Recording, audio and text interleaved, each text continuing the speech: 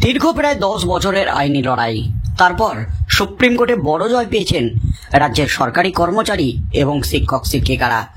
25% বকেয়া ডিএ মিটিয়ে দেওয়ার নির্দেশ দেওয়া হয়েছিল, যা পঞ্চম বেতন কমিশনের বকেয়া ডিএ 2008 থেকে 2019 ডিসেম্বর পর্যন্ত কর্মরত সমস্ত সরকারি কর্মচারী এবং অবসরপ্রাপ্ত সরকারি কর্মচারীরা এবং এই সময়ের মধ্যে নিয়োগপ্রাপ্ত সরকারি কর্মচারীরা এই বকেয়া ডিএর আওতায় আছেন। এই সমস্ত কর্মচারী মিলিয়ে প্রায় 10 লক্ষ কর্মচারী এই বকেয়া ডিএর টাকা পাবেন। কিন্তু আদালতের তরফ থেকে 6 সপ্তাহ সময় দিলেও সেই সময়ের মধ্যে ডিএ মেটায়নি রাজ্য। উল্টে ফের নয়া খেলা শুরু করে দিয়েছে সুপ্রিম কোর্টের রাজ্য মডিফিকেশন অ্যাপ্লিকেশন জমা দিয়েছে এবং কি কারণে ডিএ মেটাতে পারছেন না তার একাধিক কারণ উল্লেখ করেছে রাজ্য, যেগুলি সুপ্রিম কোর্টে ধোপে টিকবে না, যেগুলি হাস্যকর কারণ এমনই দাবি করেছেন রাজ্যের বিরুদ্ধে সরকারি কর্মচারীদের আইনজীবীরা, যারা দীর্ঘদিন ধরে লড়াই চালিয়ে যাচ্ছেন এই বকেয়া ডিএ মামলায়। তার মধ্যেই 4 আগস্ট উঠতে চলেছে বকেয়া ডিএ মামলা। হাতে আর মাত্র কয়েকটা দিন, 1 সপ্তাহ পরই কিন্তু এই বকেয়া ডিএ মামলা উঠবে সুপ্রিম কোর্টে। তাই সরকারি কর্মচারীরা এবার আটঘাট বেঁধে কোমর বেঁধে নামতে চলেছেন রাজ্যের বিরুদ্ধে লড়াই করতে এবং তাদের ন্যায্য পাওনা ছিনিয়ে আনতে, জয় ছিনিয়ে আনতে।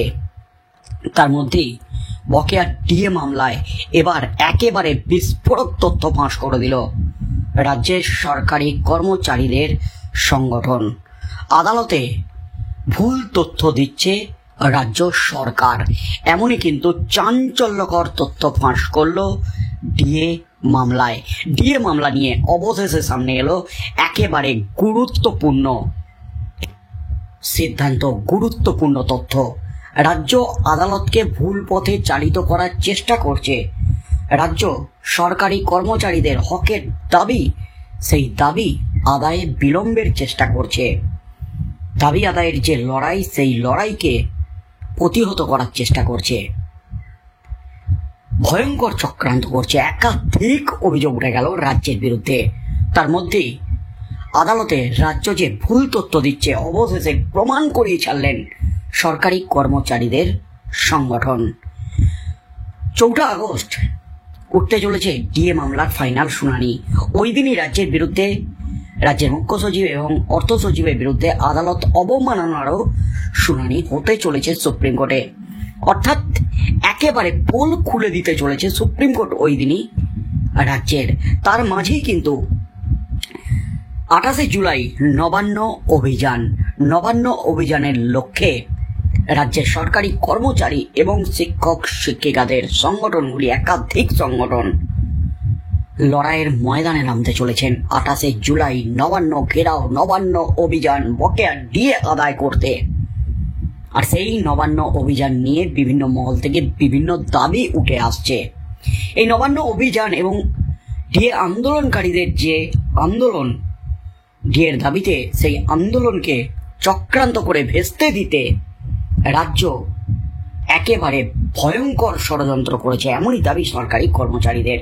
তার মধ্যেই কিন্তু আদালতে রাজ্যের যে তথ্য, সেই তথ্যকে সম্পূর্ণ ভুল, এমনই কিন্তু বিস্ফোরক দাবি করে প্রমাণ করেই ছাড়লেন সরকারি কর্মচারীদের সংগঠনগুলি। সুপ্রিম কোর্টে বিচারাধীন রাজ্য সরকারি কর্মীদের বকেয়া ডিএ মামলা, মর্গ ভাতাবার ডিএ মামলার পরবর্তী শুনানি রয়েছে আগামী 4 আগস্ট। বর্তমানে সেই দিনের অপেক্ষায় রয়েছেন সরকারি কর্মীরা। এর মধ্যে বড় আপডেট সামনে আসছে।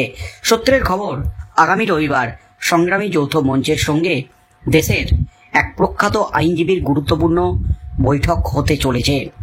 বৈঠকে ডিএ মামলার পরবর্তী কৌশল নির্ধারণ করা হবে বলে সূত্রের খবর। অর্থাৎ সংগ্রামী যৌথ মঞ্চ যে সর্বশেষ ডিএ মামলার ফাইনাল যে 25% রায়, তার কয়েকটা শুনানির আগেই কিন্তু যুক্ত হয়েছে ডিএ মামলায়। এবার কিন্তু সংগ্রামী যৌথ মঞ্চ বড় পদক্ষেপ নিতে চলেছে। দেশের এক প্রখ্যাত আইনজীবী ভার্চুয়ালি গুরুত্বপূর্ণ বৈঠক করতে চলেছেন রবিবার সংগ্রামী যৌথ মঞ্চের সাথে এই মামলার পরবর্তী কৌশল, পরবর্তী পদক্ষেপ কি হতে পারে এই নিয়ে। সুপ্রিম কোর্টে বকেয়া ডিএর 25% মিটিয়ে দেওয়ার নির্দেশ দিলেও তা অমান্য করছে রাজ্য। এই আবহে কোমর বাঁধছেন রাজ্য সরকারি কর্মীরা। আর এই আবহেই এই বৈঠকটি বিশেষ গুরুত্বপূর্ণ বলে মনে করা হচ্ছে। সূত্রের খবর, কনফারেন্স কলের মাধ্যমে সংগ্রামী যৌথ মঞ্চের সাথে এই বৈঠক হবে, যেখানে মঞ্চের অন্যান্য আইনজীবীরাও এই বৈঠকে উপস্থিত থাকবেন। এদিকে একদিকে যখন ডিএ মামলা নিয়েও নিজের পায়ের তলার জমি শক্ত করতে চাইছেন সরকারি কর্মচারীরা, অন্যদিকে ডিএ সহ একাধিক দাবি জানিয়ে সংগ্রামী যৌথ মঞ্চ সহ একাধিক কর্মচারীদের সংগঠনের ডাকা নবান্ন অভিযান নিয়েও উত্তেজনার চরমে। এই নিয়ে হাইকোর্টে মামলা হয়েছে। মঞ্চের আহ্বায়ক ভাস্কর ঘোষের অভিযোগ, রাজ্য পুলিশ, কলকাতা পুলিশ এবং রাজ্য সরকারের তরফে কলকাতা হাইকোর্টে তাদের নবান্ন অভিযান সম্পর্কে সম্পূর্ণ ভুল তথ্য দেওয়া হয়েছে। ভাস্করবাবু দাবি করেন এই অভিযান 28 জুলাই অনুষ্ঠিত হওয়ার কথা ছিল। উল্লেখ্য, মোংলাহাট ব্যবসায়ী সমিতি হাইকোর্টের দ্বারস্থ হয়েছিল। ভাস্করবাবুর দাবি, সংগ্রামী যৌথ মঞ্চের কোনো প্রতিনিধি উপস্থিত ছিলেন না সেই মামলার শুনানিতে। তাদের কোনো নোটিশই দেওয়া হয়নি। তবে আদালতে সরকার দাবি করেছে যে তাদের নোটিশ পাঠানো হয়েছে বলে অভিযোগ।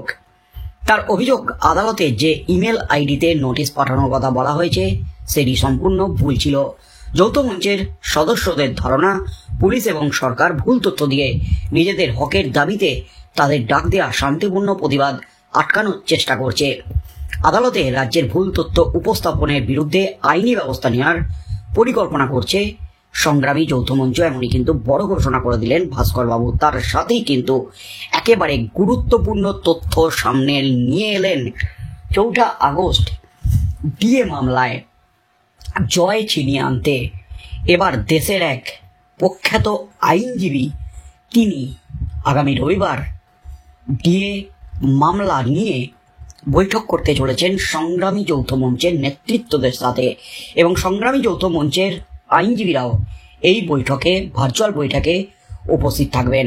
এই বৈঠকটি কিন্তু ডিএ মামলার ফাইনাল শুনানির আগে যথেষ্ট গুরুত্বপূর্ণ হতে চলেছে।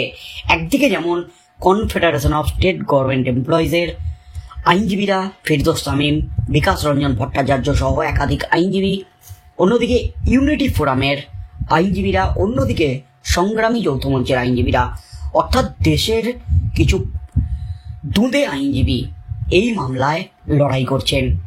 এবং রাজ্যের হয়ে লড়ছেন অভিষেক মনু সিংভি, তিনিও কিন্তু একজন ভারতবর্ষের বিখ্যাত আইনজীবী।